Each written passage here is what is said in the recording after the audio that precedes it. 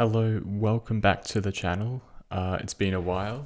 I thought we could just have a bit of a recap of 2024 and then looking ahead to 2025. Because obviously quite a lot has happened in the past year in 2024. We had the US election really just dominating the whole landscape and discourse of the news, really. As we all know, Donald Trump won the election. You could argue it was a landslide. He won with 312 electoral college votes to Kamala Harris's 226. And the surprise really was that not only did he win, he actually won the popular vote. And a lot of the time, the Republican candidates win the election, but they actually lose the popular vote. For example, Trump's victory in 2016. Hillary Clinton actually got more votes than him, but still lost. So he got 77 million votes. Kamala Harris got 75 million votes. And of course, the talking point before the election, really what everyone was talking about was the swing states. So I think there were 7 of them. You had Nevada, Arizona, Pennsylvania, Michigan, Wisconsin, Georgia, and North Carolina. Trump won all of them. He was probably expected to win North Carolina, and Nevada, Arizona, but then of course he literally won Pennsylvania, Michigan, and Wisconsin as well. So yeah, that was a big surprise. In fact, he almost won the state of Virginia. Kamala Harris won it. But it was looking quite bad, yeah. So she won 51.8% of the vote in Virginia, but there was a point where Trump was leading and it was looking like he might actually win that state as well, which would have been a big shock. So yeah, Trump won, and that's been quite significant. Of course, if you look to the US foreign policy, the US is really the most significant. They really are the leader of the West, and have a massive impact on, Ukraine, the Middle East. They have the most powerful military, the impacts of that victory are extraordinary. If we look to Ukraine, obviously Putin first invaded, everyone thought, Russia was going to easily win. And then Ukraine held out.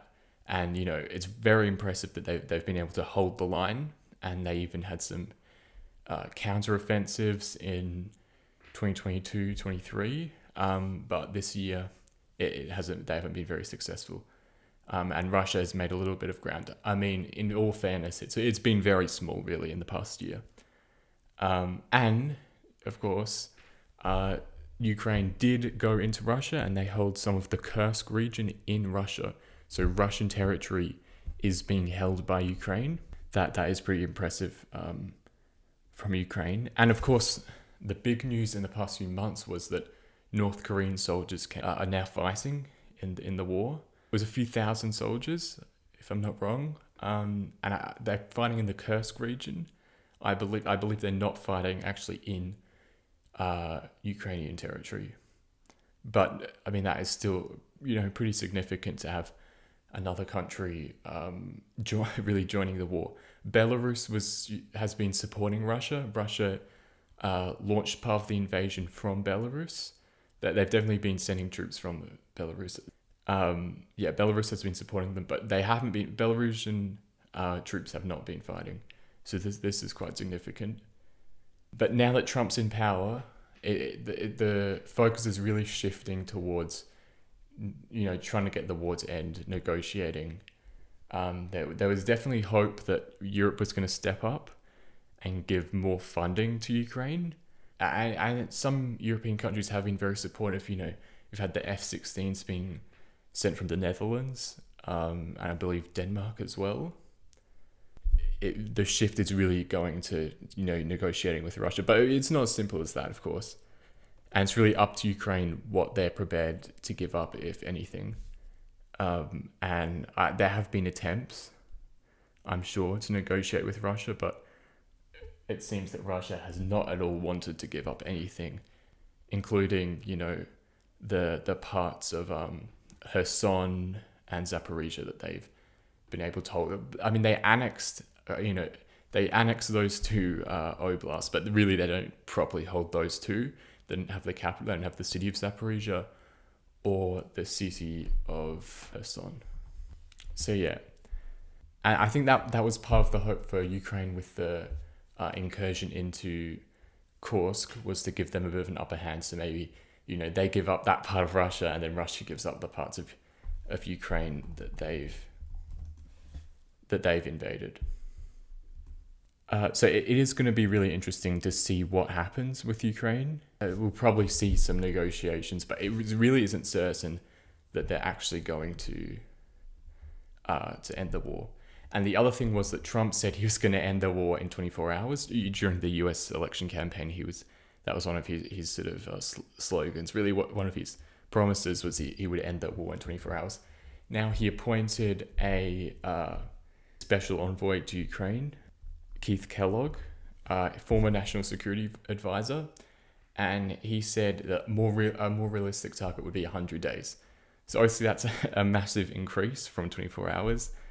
It looks like, it looks like the US isn't necessarily going to be pressing for just an instant end to the war, and they might give more funding. So look, really, we don't know what's going to happen. But there could be some changes. This year, I guess, was a bit of stagnation in the war. There wasn't too much happening. Unfortunately, on both sides, a lot of people were dying, and quite an increase actually. But not much land was being taken from either side. But this year, we might see a bit of a change in the maybe the war ending, or advances on either side. And what's going to be interesting is to see the response from NATO, European countries in NATO, whether they're going to step up their support. There's the new Secretary General of NATO, Mark Rutte, the former Dutch Prime Minister, took over the role from Jens Stoltenberg earlier in the year, in September, I believe. It's going to be interesting. It's going to be one of the, probably one of the most important things to look out for in the coming year. So we might go back to Ukraine, but in other sort of important developments this month, as we look to 2025, Donald Trump is about to become president in late January, but he's already made quite a few announcements that have really taken a lot of attention. So he says he wants to buy Greenland. Now he had suggested this before in his previous term. Of course, nothing happened with that. He also said he wanted to make Canada the 51st state of the US, and that he wanted to take over the Panama Canal, which is a key canal in Central America. As the name might suggest, Panama Canal, it's under the control of Panama, the government of Panama. And he says he wants to take control over the canal. And then, of course, Canada, literally wants to make it a part of the US. And Greenland, which is a sort of autonomous territory of Denmark. Greenland, he said what happened was they asked him whether he's going to use military force, or he'd rule out military force. He ruled out military force to take Canada. He said he'd use economic force, so I guess sanctions, tariffs, that sort of thing. But with Greenland and Panama, he didn't rule out military intervention. Look, it's very unlikely he would use military force, especially for Greenland. Greenland is part of Denmark, which is a member of NATO, as is the US. It would be extraordinary if the US were to invade Greenland. A NATO member invading another NATO member. Who knows what would happen? The US, of course, is a massive military force. They're by far the most powerful country in NATO. They probably are the most powerful military. So it would be hard if the US put all their force into that for the NATO members to respond. But look, it's extremely unlikely he would actually do that. Some people were saying he's been doing this to take attention away from his cabinet choices, and so his cabinet choices were, getting a lot of attention, not in a good way. You had Matt Gaetz was his appointment for Attorney General. He ended up stepping down because he had some very horrific allegations against him. And there were some other members who also had allegations as well. So that was a lot of negative attention towards Trump. So potentially that was part of the reason he said all of these things. But yeah, it is quite extraordinary, but I guess it is Trump, so you have to expect this sort of thing. He's also said he wants to rename the Gulf of Mexico to the Gulf of America, which I guess is a little bit less of a big deal than invading Greenland. Look, of course, he could probably instruct the federal government to rename it officially to Gulf of America, but does it mean that other countries have to recognize that? I wouldn't expect that other countries would recognize that. But yeah, I guess, he's sort of just looking for attention really with that. Those are the main things. Of course, we have the fires in Los Angeles, in winter, by the way, of course. It's January in the US, midwinter. I guess this sort of just illustrates that, climate change is happening now. And there's quite horrific scenes, especially just the amount of houses that are being destroyed.